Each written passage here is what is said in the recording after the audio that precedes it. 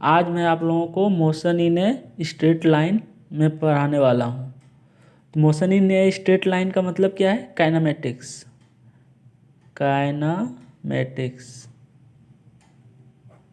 तो काइनेमेटिक्स में हम लोग जो भी पढ़ते हैं किसी भी पार्टिकल का एक स्ट्रेट लाइन में मोशन, जैसे ये पार्टिकल है इसका स्ट्रेट लाइन में जो मोशन है वह आज हम लोग स्टार्ट करने वाले हैं। आज का ये फर्स्ट वीडियो है। तो सबसे पहले हम लोग मोशन के बारे में जानेंगे। मोशन का हिंदी क्या होता है? गति। तो हम लोग गति तो दैनिक जीवन में देखते ही हैं, डेली लाइफ में। कोई वॉक कर रहा है तो वे भी मोशन कर रहा है, गाड़ी चल रहा है तो वे भी मोशन कर रहा है, बाइक चल रहा है सड़क पे तो मोशन कर रहा है। तो मोशन तो हम लोग देखते ही हैं। तो मतलब मोशन को तो हम लोग ऑब्जर्व करते हैं कि जैसे कोई बच्चा दौड़ रहा है तो मोशन है। तो इस तरह हम लोग डेली लाइफ में मोशन और रेस्ट दो वर्ड देखते हैं। मोशन मतलब गति और रेस्ट मतलब स्थिर, यानी उसमें रुकावट है, मतलब वे स्थिर है, उसमें गति नहीं हो रहा है और इसमें गति हो रहा है। तो इसको हम लोग कैसे जानेंगे? इसका ये तो हम लोग डेली लाइफ में समझ सकते हैं कौन गति में है कौन रेस्ट में है, लेकिन इसको फिजिक्स में किस तरह समझा जाएगा कि हाँ ये मोशन में है ये रेस्ट में है। क्योंकि एक्चुअल में पूरे दुनिया में कोई नहीं मोशन में रहता है नहीं रेस्ट में रहता है। ये रिलेटिव टर्म है, वह मोशन में भी हो सकता है रेस्ट में भी हो सकता है। ये हम आपको यहाँ बताएंगे। लेकिन अभी सिंपल वर्ड में कैसे समझेंगे कि मोशन क्या है? सिंपल सा ऐसे समझेंगे। मान लेते हैं एक आदमी यहाँ पे खड़ा है और एक आदमी यहाँ पे खड़ा है। अब ये आदमी यहाँ पर खड़ा है, मान लेते हैं ये कॉपी है, इस कॉपी में एक आदमी यहाँ खड़ा है एक आदमी यहाँ खड़ा है। अगर एक आदमी के बीच यहाँ कुछ डिस्टेंस है, ठीक है, डी डिस्टेंस है, और मेरे पास टाइम है, क्योंकि टाइम हमेशा बढ़ते रह रहा है, टाइम कभी भी रुकता नहीं है।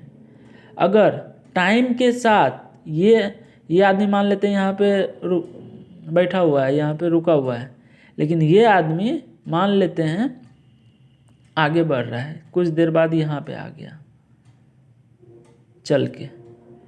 तो समय के साथ क्या हुआ? इस दोनों के बीच डिस्टेंस बढ़ा घटा, यानी समय के साथ इसके सराउंडिंग में चेंज हुआ, यानी एक के रेस्पेक्ट में ये दूसरा आगे बढ़ा या पीछे गया। तो इसके बीच कुछ रिलेटिव डिस्टेंस कम हुआ या ज़्यादा हुआ, ठीक है ना। तो ये जो चेंजेस, डिस्टेंस भी हो सकता है, डायरेक्शन भी हो सकता है, बहुत सारा चीज़ है। तो ये जो चेंजेस हो रहा है, ये चेंजेस जो हुआ टाइम के अनुसार, इसके बीच जो गैप बना, इसी कारण हम इसको क्या कहते हैं? मोशन कहेंगे, ठीक है ना। वही लिखा हुआ है, if an object changes its position, position means यहाँ पर था यहाँ पे आ गया, with respect to surrounding with time, then it is called motion। अगर ये ऑब्जेक्ट समय के साथ अपने पोजीशन में चेंज करता है तो उसे हम लोग मोशन में कहेंगे। सराउंडिंग मतलब अपने चारों ओर, ये अपने चारों ओर मतलब इस आदमी के रेस्पेक्ट में चेंज कर रहा है पोजीशन, ठीक है।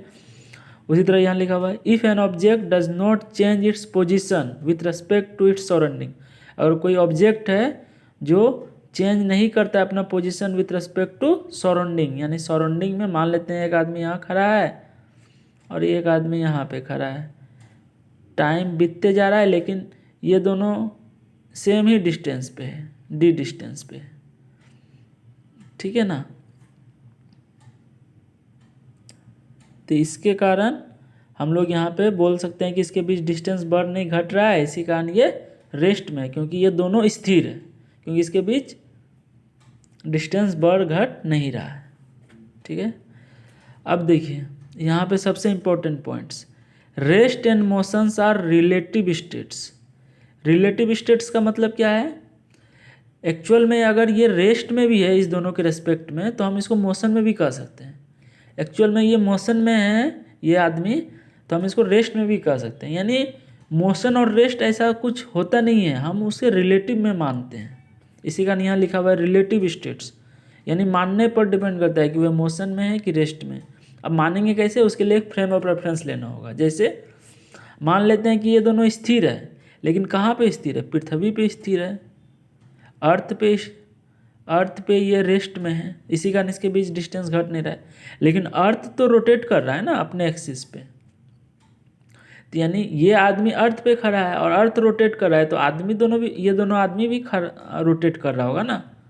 तो यानी अर्थ मोशन में है, किसके रेस्पेक्ट में, सूरज के रेस्पेक्ट में। तो यानी ये दोनों आदमी भी सन के रेस्पेक्ट में मोशन में हो गया।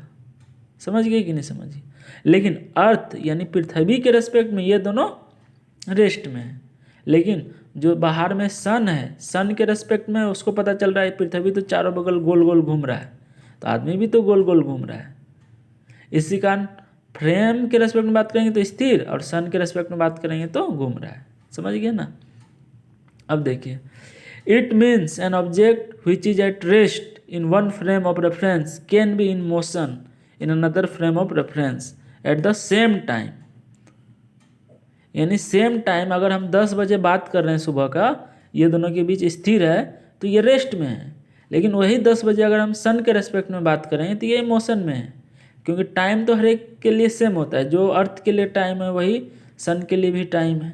10 बज रहा है तो एट द सेम टाइम, जिस टाइम पे ये स्थिर है उसी टाइम पे ये रेस्ट में भी है और मोशन में भी है। डिपेंड करता है कि हम कहाँ से देख रहे हैं। इसी कारण ये सेंटेंस लिख रहा है कि अगर फ्रेम ऑफ रेफरेंस यानी अर्थ के रेस्पेक्ट में देखेंगे तो अलग, सन के रेस्पेक्ट में देखेंगे तो अलग। ठीक है। अब देखिए यहाँ पे पोजीशन चेंज बोल रहा है, तो हम सीधा सीधा दिखाए आपको। हो सकता है कि कोई गोल गोल घूम रहा है। मान लेते हैं एक ऑब्जेक्ट यहाँ पे है बीच में और एक ऑब्जेक्ट यहाँ पे है। ठीक है, तो ये ऑब्जेक्ट ऐसे घूम रहा है, तो इसके बीच तो डिस्टेंस हमेशा सेम रहेगा। यहाँ पे, यहाँ पे, यहाँ पे, यहाँ पे, यहाँ पे, यहाँ पे। तो हम इसको तो मोशन में नहीं कहेंगे, क्योंकि चेंज पोजीशन डिस्टेंस तो सेम है। लेकिन यहाँ पे पोजीशन बोला है, क्योंकि यहाँ का पोजीशन यहाँ का पोजीशन अलग है। इसको हम अलग वेक्टर से बोलेंगे, इसको अलग वेक्टर से। इसी कारण पोजीशन चेंज बोला है। तो इसी कारण यहाँ डिस्टेंस सेम है, तो हमने बोले कि मोशन में नहीं है, ऐसा नहीं। मोशन में है क्योंकि पोजीशन चेंज हो रहा है, क्योंकि पहले यहाँ था, यहाँ अब हो गया। आई होप आपको क्लियर हुआ होगा मोशन और रेस्ट के बारे में। अगले लेक्चर के बारे में आगे हम पढ़ेंगे। Thank you for watching. और आपको मेरा वीडियो पसंद आता है तो चैनल को सब्सक्राइब करें।